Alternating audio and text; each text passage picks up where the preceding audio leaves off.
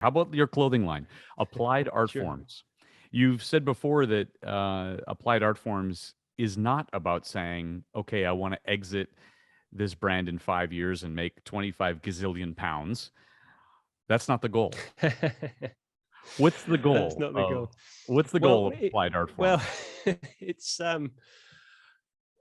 well, it's strange because the journey it sort of stemmed from the road rat, actually, because I was kind of tasked to produce or to come up with some designs uh, for merchandise for the magazine.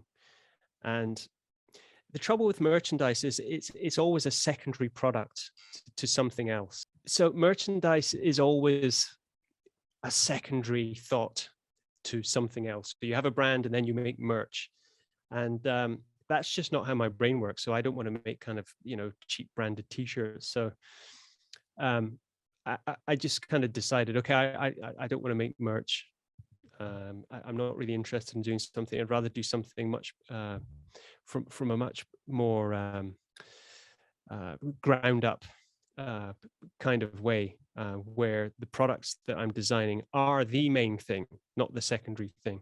Mm. Um, and it was really about creating a vehicle for me to engage with some of those um, earlier disciplines I had when I was studying engineering and architecture. Um, Now it's strange that it's ended up being a fashion label, as opposed to going and designing a building or designing a chair or something. But one of the things which I became a passionate collector of over the last 10 or 15 years or so is vintage military garments and utilitarian garments and denims and workwear. Um, and so I've been kind of amassing quite a big archive of pieces over the years. And at some point, you're kind of watching these rails of clothing grow and get bigger and bigger. And I'm like, well, what am I doing? What am I doing with all of this stuff?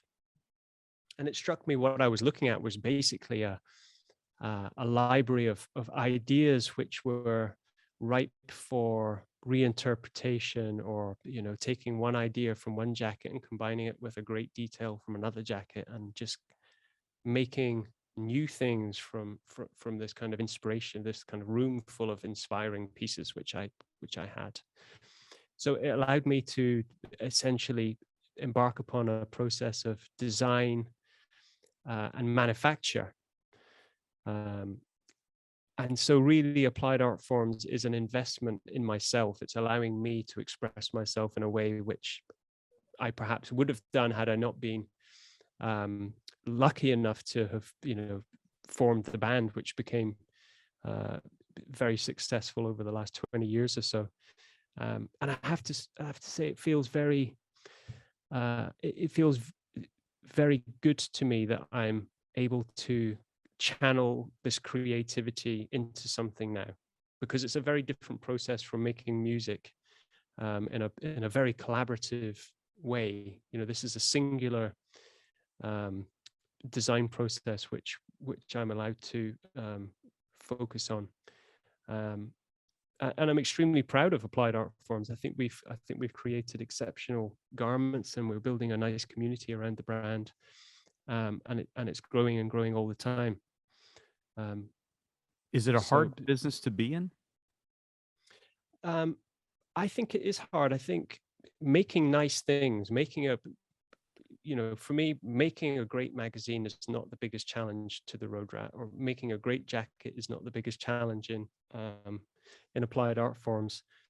I think it's the same thing for most businesses, is just telling the world that you exist and selling, product to people, or engaging with people enough where they actually want to buy something from you.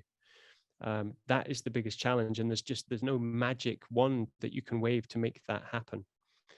In the same way as there's great singers and songwriters and bands out there that have just never been lucky enough to get a break, because that is the hardest part about any business or any creative process, I think, is the whole sales and marketing thing that you have to get into. And of course, in this day and age, it's all about Facebook, digital marketing, targeted ads, and all of this stuff I never had to even think about before I got involved in any of these projects. And it chews up a lot of time, and it distracts from the original idea, which was to be creative and to make things.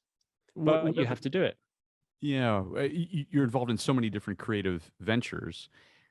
What other creative ventures could you be involved in the future? What else are you interested in? I think with the band and with the Road Rat and with applied art forms, it would be um, it wouldn't be sensible to take anything else on. You're busy enough. I have a family, I have children, and each one of these projects is particularly intensive time-wise. I mean, thankfully, the team at the Road Rat are great, and I get to do some kind of nice things towards the end of the production process, and help with the cover and just kind of push some layouts in at the end. Mikey's really doing the heavy lifting on that project. The band is obviously a collaboration. Applied art forms is different because it's really I kind of have to be in control of everything. That really is my baby. And of course, you end up doing things that you've never had to think about. We have a web shop. You can buy things from our website, and we will send it to you. Sounds simple, right? But when you make a web shop and then you have to get somebody who's going to pick up your goods and distribute them for you to the other side of the world, their computer system has to speak to your computer system, and of course that's a whole universe of complication and stress in itself, just getting everything talking to each other. So it's been an eye-opener. It sounds like a ton of effort, right? It's you It have a is, notion but to there are design. hurdles, there are challenges. I like challenges, and the challenges are there to be overcome. And I think you just have to stay true, and you have to remember the reason why you're doing things sometimes, because it's easy to get distracted and to forget. But I love everything that I do. I'm so lucky to be able to explore and engage in all of these different fields. And it just makes me happy. I need to be making things and creating things and designing things and playing music with the band. I get very, and if I'm not doing that, I just kind of, I'm difficult. I find it very hard to switch off. I'm kind of, I'm always working in my mind in one way, shape, or form.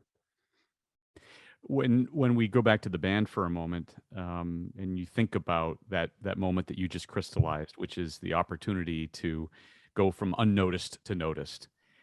Do you reflect back on those times? Do you find yourself reflecting back and saying, "Well, at this moment, this is when we knew that our life had changed," and maybe it was the original record deal, or maybe it was Yellow, or maybe it was coming out with a rush of blood to the head. But is there a moment that crystallizes Coldplay's success for you? I think there's a few moments which would be significant in our careers. I mean, I have to say though, some of the most magical memories I have are the times before we'd gotten any breaks, and we were four guys, writing songs in a bedroom flat in Camden, and it was just a dream. That we were working towards. And of course, there's no guarantees that you're going to get where you would like to be, but we were determined, and we just kind of felt if we do this thing and we write songs and we get our own shows and we just keep trying, then what's stopping us? We had a collective belief within us. We all supported each other. I mean, that's the beauty of collaboration, is you can lean on each other to get through this kind of phase. But I suppose the moments which really, we got a record deal from Parlophone, which was significant. And they gave us some money to do some recording, and we did some recording, and it didn't turn out great. And, back then there was a bit more money in the music industry, I think, than there is now. And so they said, look, don't worry about it. this hasn't quite worked out in this studio with this producer, so we're going to try you somewhere else. And it worked out. We made our first album, which has the song Yellow on it. And then that was taken to radio and it became a hit. And of course, I think that was probably the biggest or most pivotal point in our career in terms of going from a band who some people knew and liked to being a band that the whole country was listening to on national radio. Is that surreal when someone's It is surreal. singing The whole thing, your... the whole journey is surreal. I mean, I can't, I'm not going to pretend it's the kind of stuff that you dream of, as a kid. Okay, everyone wants to be in a band, but of course, not everyone's going to make it. It's like everyone wants to be a racing driver in Formula One. Well, there's only 20 seats, so you're not all going to get there. But it is surreal. I feel like sometimes I feel like I've had 10 lifetimes already, just because we've done so much together as a group. And when you were invited in 2002 to headline Glastonbury for the first time, right after A Rush of Blood to the Head came out, it had to have been a career highlight and a moment almost in musical folklore. Just to think about the fact that, for the first, over the previous decade, you're just striving, and then all of a sudden you're hitting the stage at that moment at Glastonbury. Yeah, it was insane. I mean, we headlined Glastonbury before we'd even released our second album. And so we only had one album's worth of songs that people had heard. And the rest of the songs in that set were from our new album, which hadn't been released yet. So we were playing people songs they'd never heard before, or very few people had heard before. And it was amazing. It was just such an incredible time. It was also during that show we had, and I didn't know this was going to happen. We were playing a song called Clocks, and it was at night and it was dark in Glastonbury, and it's a lot of people standing in front of the main stage. I think maybe it's like 100,000 people, maybe a little less. And when we played Clocks, this huge laser appeared from the back of the stage. And it fanned out across the audience, and it kind of went up and it went down, and I'd never seen anything like it. Nobody told me we had this laser. So I remember just standing on the stage looking up at this kind of laser, which kind of was just sweeping across the top of my head, just being mesmerized by this thing. So that certainly that Glastonbury was after Yellow becoming popular on the radio, I think that was definitely a big moment for us in our career. So let's talk a little bit about the music, if you don't mind, because I feel, this show is Cars and Culture. I feel that Coldplay has formed culture around the world, especially as from a financial standpoint. It's I think the biggest grossing band of the 21st century, if you can take that in for a moment. By certain measures. Look, stuff like that sounds great, but I think all of us in the band, we always feel like we're just kind of absolute failures, and we need to try harder. I think that's been our mantra. Since Chris has been on record for saying that many times. Yes. but honestly, it's true. It's very difficult to go back and listen to. If I listen to old albums that we've released, I can't listen to them and enjoy them, because I listen to the mixes, I listen to the production, I listen to the parts, and I'm like, I'd like to change that. I'd do that differently, or I go in and start messing around with it, because it's a strange thing when you get to a point and you finish an album and you run out of time, and you've got pressure to kind of release something. That's kind of like, well, you stop something in its tracks. But I think if it was left to our own devices, we'd be messing around with these things forever, and never release. The producer would be saying, "Let's go. We got to get this out." Exactly. What do you like? What do you like that you've done? Well, that's a tricky question.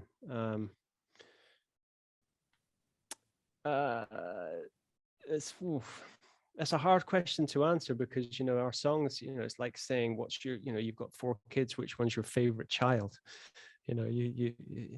And of course, if there's, and it's also a difficult thing to comment on because, and I've done it in the past, if I make a comment about a certain song that I don't like it so much for one reason or another, it disappoints a whole bunch of people whose favorite song is that one. It just kind of ruins That's it. why I So phrased it differently. I learned to I've learned to kind of keep my mouth shut on such questions. Understood. But the baseline on The Scientist has got to be something you're awfully proud of. I wouldn't say there was anything wildly special about that particular bass line. It's kind of an 8-note chug. There's nothing. The kind of music I grew up listening to, and which made me want to be a bass player was, funk and soul and Motown, and I never wanted to be a rock bass player just playing a simple 8-note rhythm. But needs must sometimes, and that's definitely one of those kind of just very simple, eighth note chugs, as I like to call it. An 8-note chug. Yeah, that's what it. That's what it is. Let's talk about venues. Do you have a favorite music venue, or what's the best music venue for you to play? I think we've done so many different kinds of tours since we started. When we started playing our first shows, they were really in Camden Town in London. There's a network of pubs which have rooms behind the bar where bands play live, and these rooms might hold between 50 and 150 people, so very small. And we've worked our way up through small theaters, into arenas. We've done tours across what they call the sheds in America, which are these kind of half indoor, half outdoor venues. And of course, now we play in amazing stadiums. And I've got great memories of all of those different kinds of venues. They're all special for different reasons. It's difficult to beat a stadium such as, for instance, the Stade de France in Paris, which is, I think, holds more than 80,000 people at a concert. That's a pretty special thing to be able to do. Yeah. That was fairly prominent. Once you've done that, it's difficult to then go back into those little pubs in Camden with the sticky floors and the beer crates that we used to put our amps on, and but they're charming as well. Yeah, just different in a way. Just different, right? I was going to say the Stade de France was featured prominently on one of your albums as well. I mean, it just as was your appearance in Buenos Aires, turned into an entire album. So you have used these stadiums as the bedrock for a lot of releases that you've done as live albums. What do you like the most about the new album that's out now? About the new album? Do you mean Yes. Which song do I like the most? Just generally, what do you like about the way that the album came together? And by the way, it pretty much broke YouTube when it was first released. I think on the day that it was first rolled out, it had some 10 million listens in a very short period of time. But what do you like about the album? I think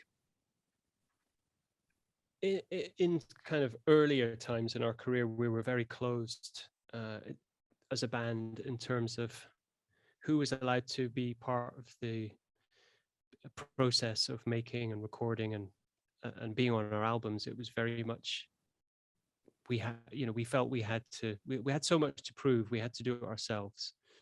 And I think something that we've explored more and more over the last few years is collaborations. And I think that the defining collaboration on the new album will be the song we did with BTS, which just seems like the strangest thing to have done in many ways. And I think a lot of people might have not wanted to do. So I think in an interview, one of the BTS guys was asked, who would you most like to do a collaboration with? And they said Coldplay. And we heard about it. And I think a lot of bands might have thought it's just too weird, if it's just, there's just too much of a divide for this to make any sense. But I think for us, we're at a point where it's like, well, why not? Why would we, what's stopping us? And so once that principle was established, I think Chris came up with a song one day, and he was like, well, this is the perfect song for, to see if BTS want to sing on. And then it all just kind of happened. So I think collaboration and just bridging divides and pulling people together from different and interesting places is something that I'm very proud of us for doing more and more as we move forwards with our albums. When you think about where your own career goes, when you think about the band and how much you've accomplished, how much more is there that you think that you can? Let me ask, how long do you want to do it? I mean, the Stones are on a tour right now, and I think Mick Jagger is my father's age, born in 1942 or 43. Yeah. That's 80. Look, I think Chris has already gone on the record saying that there's going to be only 12 Coldplay records, and maybe that's true. I think fundamentally we believe that a story has to have a beginning, a middle, and an end, and it's just the nature of the end, which is perhaps open for discussion. But we will always be. We will always be kind of four individuals who, who are members of Coldplay. And you know what bands are like, they say, okay, well, that's it, we're finished. And then, a few years later, there's the reunion tour. So, I would be foolish to say that if we ever came to an end, that there wouldn't be anything which ever came after that, because history suggests otherwise. But I think I think we feel like we need to kind of have some kind of a plan mapped out in order for everything to be contextualized. If we're just a constant thing which is moving forward and ever present, then our body of work can't be placed or contextualized. That can't happen until something's kind of ended. And I think if we make 12 albums, I don't know how much more we're going to have to say. I don't know how much more experimentation or playing with different styles of music or working with different producers are going to. I don't know if that adds to the music that we've put into the world. It's just kind of more and more and more and more and more. So I do kind of understand our line of thinking. Which is we need to kind of map this out, and maybe stuff will happen in the future. Maybe we'll go out and play some shows till we're in our 70s. But I think as albums go, I think they need to kind of come to some kind of neat ending somehow. You mentioned bands that break up and say, well, we're not going to do it again. And I was reflecting on the time when I saw the Eagles play the Hell Freezes Over tour, which was, I think, 9 or 10 tours ago. How did you stay together? Why do you guys still get along? How do you get along? I think before we formed the band, we'd all met each other. We were all friends. We hung out. We went drinking. We were in college in London, and we'd formed pretty strong bonds with each other without any of the pressures of being in a band. Some bands are formed, if you're a singer and you're looking for a bass player, you would put an ad in, it would have been back in the day, it would have been like in the Melody Maker magazine or NME magazine in Britain saying, bass player wanted for punk rock outfit. And so you would recruit band members to join a band without knowing what you were really signing up for, who these people were, or if those personalities were compatible with each other. So for us, I feel the strength of our friendship. We'd formed a friendship group. We knew each other.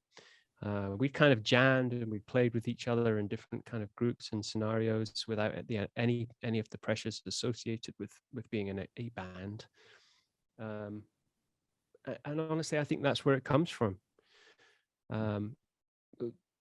We all support each other. We've, over the last 20 years, there's been, life has happened, and great things have happened and terrible things have happened to us, in different ways, individually and collectively. And of course there's hard times that you have to work through,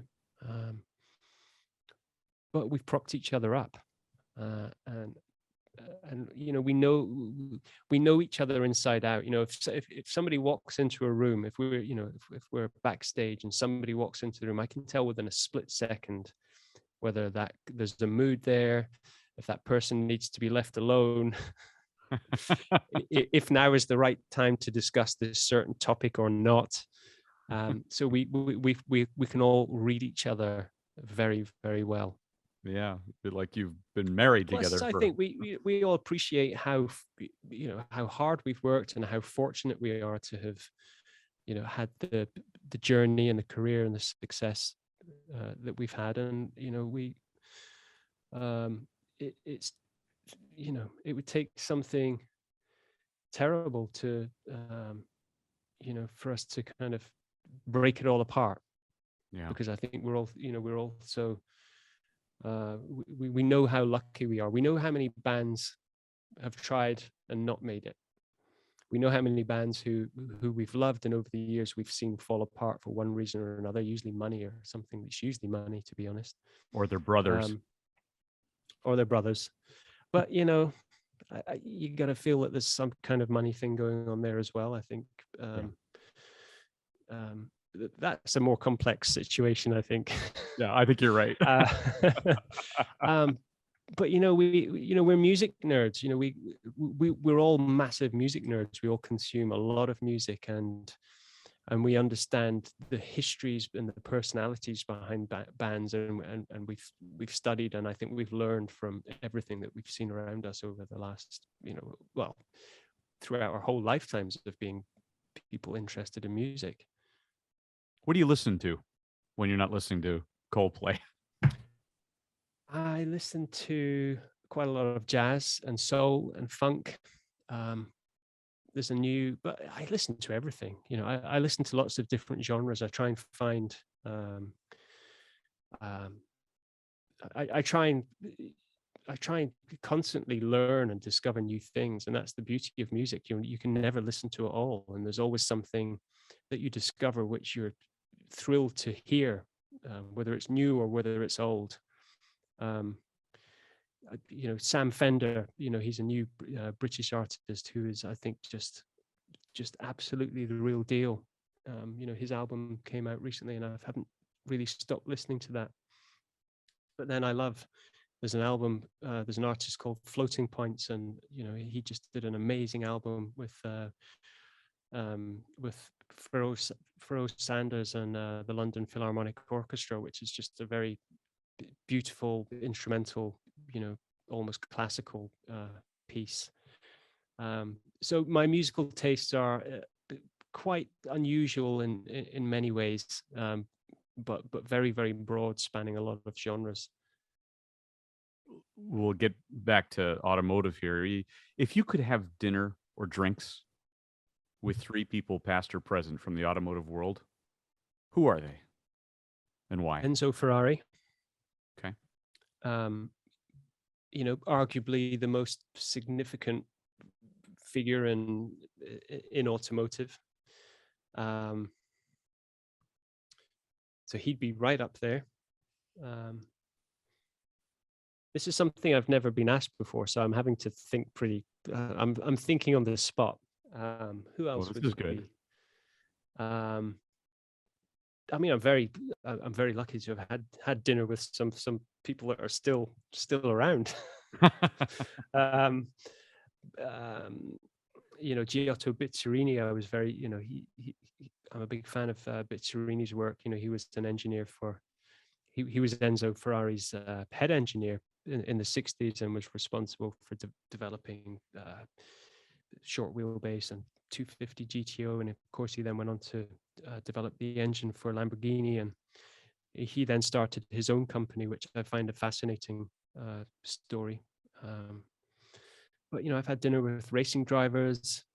Derek Bell, he's a wonderful man. I've done some concours jury work with Derek, and he's just a fantastic character.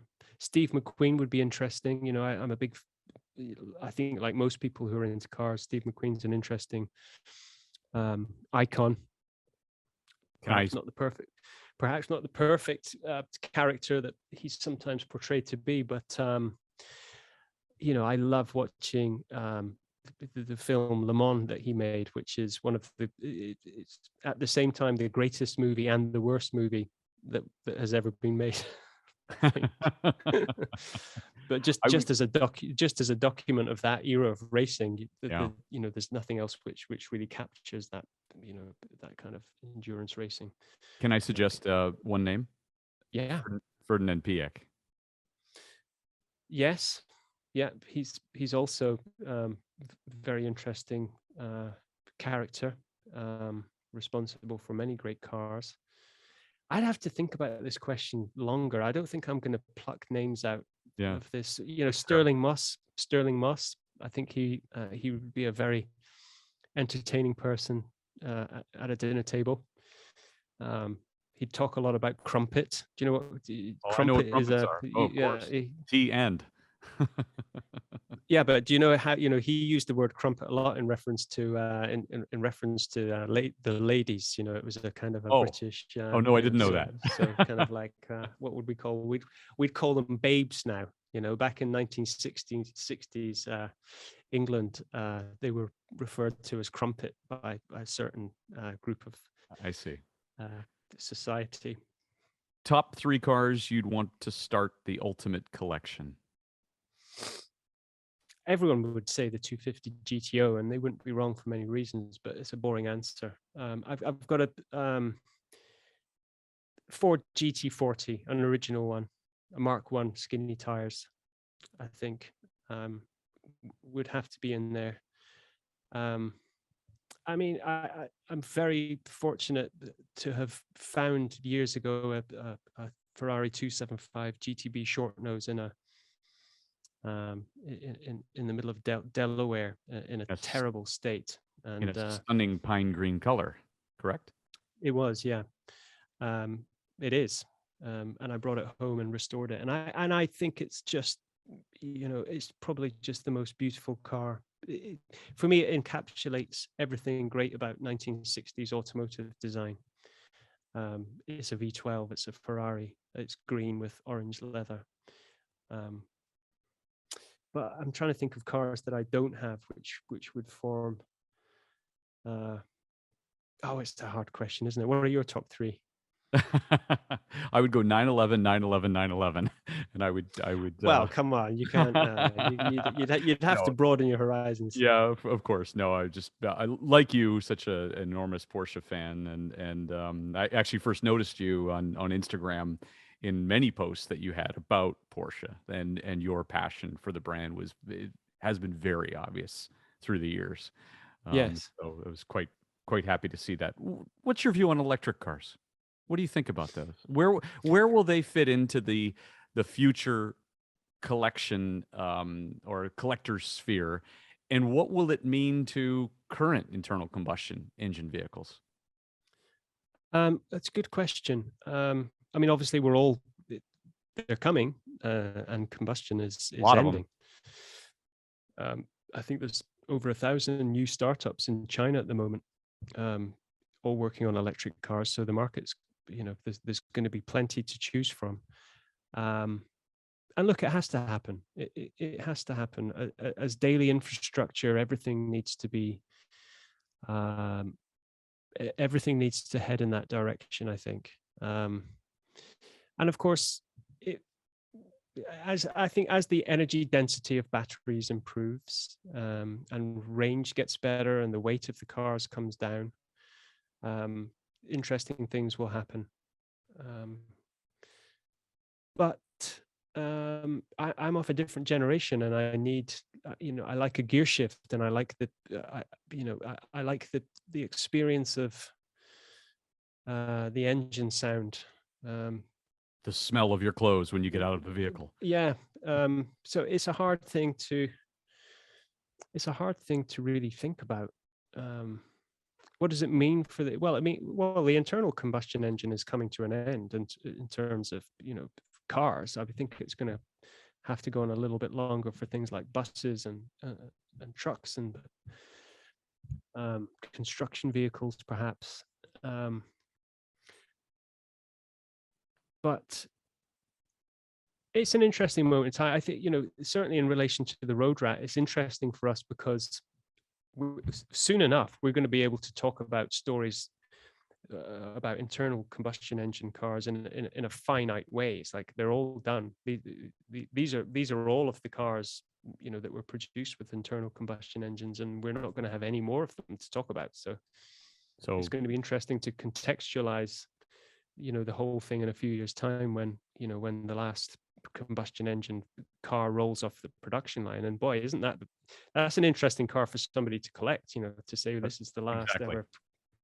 I wonder what that's going to be. Yeah, exactly right. So I think electric cars are going to be super interesting. Um, I find it hard to get excited about talking about them, though. Really, a lot of people ask me, manufacturers have asked me to kind of work with them on how they solve the issue of audio and the sound experience inside electric cars. And the answer is I just don't really know how to approach it, because it's kind of horrific to think that you might just put through the speakers the sound of an engine, to make it sound like an Right. engine, or some That kind of doesn't seem right. or some kind of modern synthesized, Jetson style retro futuristic sound. I just don't know how to solve that. I don't know if it needs to be solved, because it's just catering for people who, ultimately have come from a combustion engine era. There's going to be a generation of people coming through soon learning how to drive who will have never driven a car with an engine, and never will. Sounds like a good. And so I think what's interesting is as it becomes less and less about the engine and the powertrain, and you end up making these cars essentially from off-the-shelf motors and plug and play parts. So I think what's interesting is, well, how do you differentiate one car from another? So I do think we're going to enter a new era where styling actually is the main thing which differentiates one car brand from another car brand. And so I'm excited to see how that moves. I'm excited to see what, it's going to be very interesting to see the Apple, when Project Titan is, if it ever comes to light. I'm so curious to know where they've taken it. Have they ripped up the rule book and come up with something completely new, or is it just going to look a little bit like a Tesla? I don't know. I don't know where it's going. Autonomous cars, forget it. I don't think they're ever going to happen. I think that's just, I think that's a pipe dream. I just don't see how it can work. I don't know how you get around the liability issue if one of them crashes or kills somebody, or I just don't. Would you put your kid in an autonomous car and say, okay, you're good, it's going to take you 2 hours to get to the city, and I'll call you when you get to the other end? I wouldn't do it. No, and I wouldn't care how safe somebody tells me it is. It's kind of, it terrifies me. And one of my kids just wants to drive a 6-speed manual Subaru WRX anyway. That's a pretty cool choice. Yeah, I like that. Final thing for you as you embark on a global tour as you get back to stages again for the first time in 4 or 5 years, unbelievably. What are you most excited about? It's going to be great to just be in that space full of people singing our songs, with us. Because I think, our shows are really all about, sometimes bands, they play shows are very much the band at one end and the crowd are kind of on the other end. And I think what we've always tried to do is make everyone who comes to our show feel a part of the show. And of course, we have different stages. We have the main stage and we have these smaller satellite stages, so we can go up in amongst the crowds. And it feels like it's been such a long time since we were in that environment with our fans and playing music together in that kind of environment, and just traveling and seeing different places. I mean, I have started to travel a little bit now over the last few months. But I've really, I have a lot of friends in, different countries and different cities who I haven't seen for a very long time now. So that's going to be one of the benefits of starting to move around a little bit more as well. So it's all about people, really. Just kind of, we've all lived such separate lives throughout the pandemic and in isolation and to various degrees. And I'm just looking forward to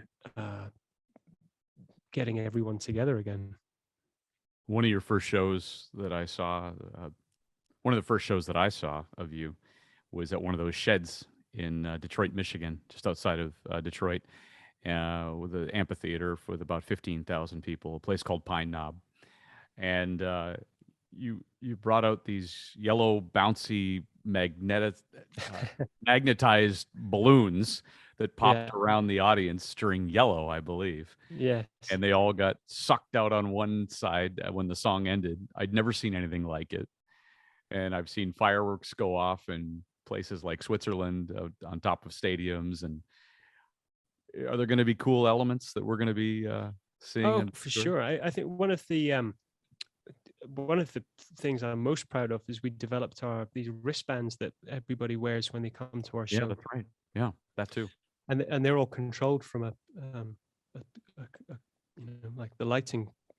We control the wristbands, the colors, the rate at which they flash, and we really developed that. And for our stadium tour several tours ago, and it's going to be hard to beat that.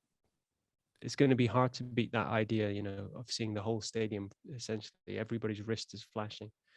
But we've got some new ideas. And, I think every time we go out and create a show, it has to kind of be a step forward from the last one. And so I'm pretty excited that people are going to like this one too. We're excited to see you.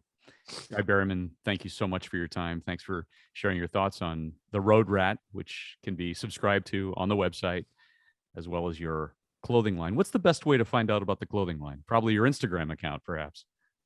Yeah, or Applied Art Forms is the name, and we have an Instagram account for that, and the web shop too.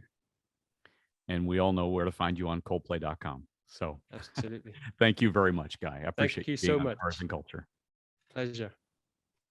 The automobile is one of the most important inventions that revolutionized the modern world. In America, the rich history of car culture runs deep as technology continues to shape the future of the industry. Jason Stein, former publisher of Automotive News, is here to share the stories of people passionate about cars, from industry leaders and innovators to car-obsessed celebrities. Buckle up as Jason takes you inside the boardroom, onto the track, and around the bend on Cars and Culture on SiriusXM Business Radio.